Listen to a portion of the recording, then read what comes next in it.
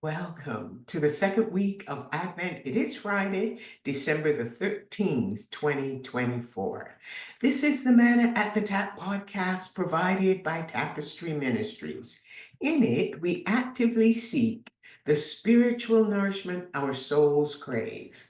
Together, we explore one of the daily lectionary readings designed to be the manna, which nurtures our spiritual growth and provides the sustenance our souls need.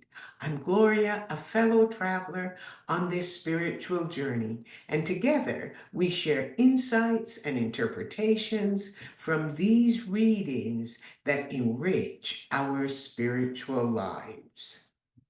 The Apostle Paul wrote the letters of 1st and 2nd Corinthians to a struggling community. He'd stayed there in Corinth for about 18 months, but due to him being persecuted, he left, but sent Timothy and Titus at various times to help preserve the unity of the community. The lectionary reading today is 2 Corinthians chapters 9, verses 1 to 15. Paul revealed to the community that it was God's plan for them to share their resources with others. He used the predominantly Gentile communities in Macedonia as an example of those who gave generous donations to the Jewish believers in Jerusalem who were suffering. The community in Corinth was initially excited to share their resources with the community in Jerusalem. Still, as the time dragged on, Paul was concerned that they had lost their enthusiasm and might not follow through with their commitment. In this letter, Paul urged them to follow through on their commitment as he gives them directions about fulfilling their promise. The relationship between Paul and the community was, at best, tenuous, and he was trying not to press them too hard. But he didn't want to be embarrassed because they failed to follow through. So he offered these directions about sharing their resources. We too might consider following these directions when called on to share our resources with others. Number one, plan in advance what you want to give. Paul used the metaphor of sowing sparingly, which would result in reaping sparingly. Two, give generously and deliberately. The gift should be from the heart and not from being forced or unwillingly. Next, give freely, not grudgingly, but cheerfully. God is a cheerful giver and wants us to be cheerful givers as well.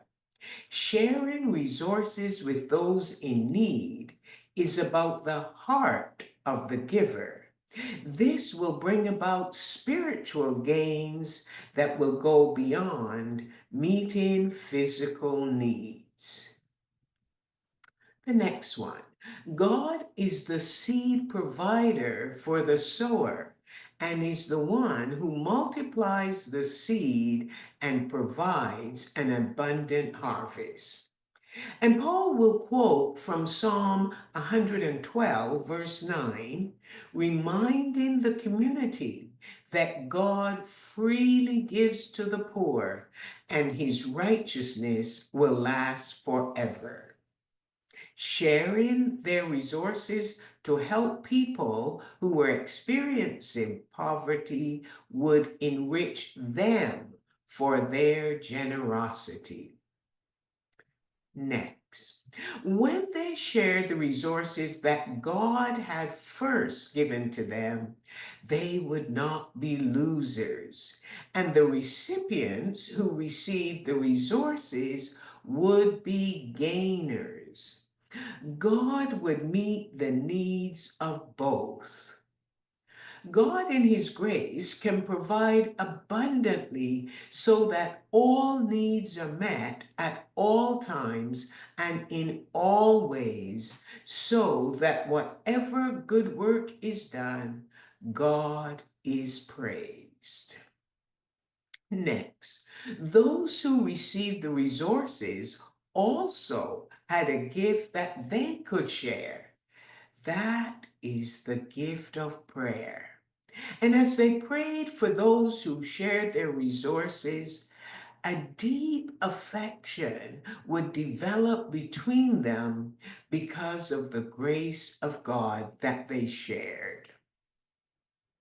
Well, Paul was so excited that he concluded his instructions with a doxology in verse 15. Thanks be to God for his unspeakable gift. The indescribable gift is Jesus Christ, God's gift to the world. And it is a gift for which we all should be thankful. And no one can praise God enough.